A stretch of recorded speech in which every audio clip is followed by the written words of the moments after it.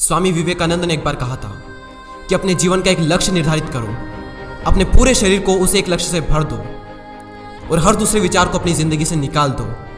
यही सफल होने का मूल मंत्र है। हमें से कई लोग डॉक्टर एपीजे अब्दुल कलाम साहब को इंस्पिरेशन मानते हैं, लेकिन क्या आपको पता है कि उनकी इंस्पिरेशन कौन है? स्वामी विवेकानंद। और सिर्फ यही नहीं, बल्कि निकोला टेस्ला, सुभाष चंद्र बोस, लाल बहादुर शास्त्री और भी कई सारे ऐसे लीजेंड्स हैं जिनकी इंस्पिरेशन स्वामी विवेकानंद है। आज हम स्वामी जी के जीवन की 3 कहानियां डिस्कस करेंगे और जीवन की बहुत बड़ी सीख है इन तीनों कहानियों में। पहली कहानी, एक बार स्वामी जी को नदी पार करना था और वो नदी के पास में खड़े थे। तभी एक साधु ने आकर उनसे पूछा, क्या आप ही स्वामी विवेकानंद हो? स्वामी जी ने जवाब दिया कि जी हाँ, मैं ही स्वामी विवेकानंद हूँ। तभी साधु ने पूछा कि स्वामी जी, आप यहाँ पर क्या कर रहे हो? स्वामी जी ने कहा कि मुझे नदी पार करना है और मैं नाव का इंतजार कर रहा हूँ। तभी साधु ने कहा कि तुम इतने बड़े इंसान हो, कई सारे लोग तुम्हें अपनी प्रेरणा का स्रोत मानते हैं और तुम एक नदी पार नहीं कर सकते। देखो, मैं तुम्हें नदी पार करके बताता हूँ। तभी उस साधु ने पानी पर चल करके उस नदी को पार किया और फिर से पानी पर चल करके स्वामी जी के पास लौट कर आए और बोले कि देखो, मेरे पास इतनी शक्ति है, मेरे पास इतना टैलेंट है, मेरे पास इतना ज्ञान है, उसके बावजूद भी मुझे कोई नहीं जानता।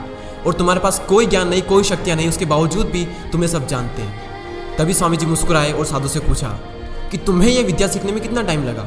साधु ने कहा कि 15 साल। इतने में स्वामी जी की नाव आ गई और स्वामी जी ने साधु को नाव में बैठाया और वहाँ से चल दिए। दोनों ने नाव में बैठकर नदी पार की और पार करने के बाद स्वामी जी ने अपनी जेब से 1 रुपया बाहर निकाला और उस नाव वाले को दे दिया।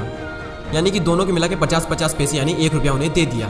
तभी स्वामी जी ने साधु से कहा कि जो काम तुम 50 पैसे में कर सकते थे, उसके लिए तुमने अपनी जिंदगी के 15 साल बर्बाद कर दिए। और अगर यही 15 साल तुम समाज की भलाई में लगाते तो आज तुम्हें भी पूरी दुनिया जानती। और मैंने यही किया, इसलिए मुझे पूरी दुनिया जानती है और तुम्हें कोई नहीं जानता। और स्वामी जी ने साधु से कहा कि तुम्हारी तरह कई सारे लोग ऐसी चीज़ों में अपने दिन, हफ्ते, महीने, साल लगा देते हैं जिनका उनकी ज़िंदगी में कोई मतलब नहीं निकलता। इसलिए अपने टाइम को ऐसी जगह पर लगाओ जहाँ पर उसका एक्चुअल में कोई सेंस निकले, क्योंकि टाइम से बढ़कर इस दुनिया में कोई भी इंपॉर्टेंट चीज़ नहीं है। अगर समय बर्बाद तो जिंदगी बर्बाद। दूसरी कहानी, एक बार स्वामी जी एक ब्रिज पर चल रहे थे। तभी वहाँ पर कुछ बंदर उनके पीछे पड़ जाते हैं। कोई बंदर उन पर लपक रहा, कोई उनका प्रसाद छीनने की कोशिश कर रहा और स्वामी जी उन बंदरों से पीछे छुड़ाने के लिए वहाँ से भागने लगे। स्वामी जी भागे जा रहे थे और वो बंदर भी उनके पीछे पीछे भागने लगे। तभी एक आदमी ने स्वामी जी से कहा कि तुम डरो मत, इनका सामना करो। तुम जितना ज़्यादा इनसे डरोगे ये तुम्हें उतना ही ज़्यादा डराएंगे। तभी स्वामी जी पीछे मुड़ते हैं और आंखें निकाल कर उन बंदरों पर जोर से चीखते हैं और तभी सारे बंदर वहाँ से दुम दबाकर भाग जाते हैं। और उन्हीं बंदरों की तरह होते हैं हमारे नेगेटिव थॉट्स, जिनसे हम डरते हैं। और जितना ज़्यादा हम इनसे डरेंगे ये हमें उतना ही ज़्यादा डराएंगे। इसलिए नेगेटिव थॉट्स और डर से डरो मत, बल्कि उनका सामना करो। इनसे तुम जितना ज़्यादा डरोगे ये तुम्हें उतना ही ज़्यादा डराएंगे। और अगर तुम इनका सामना करते हो तो नेगेटिव थॉट्स और डर भी एक दिन तुमसे डर जाएगा। रामकृष्ण परमहंस के साथ कहीं जा रहे थे। तभी रास्ते में उन्हें एक आदमी मिला जो पत्थर पर कुछ बना रहा था।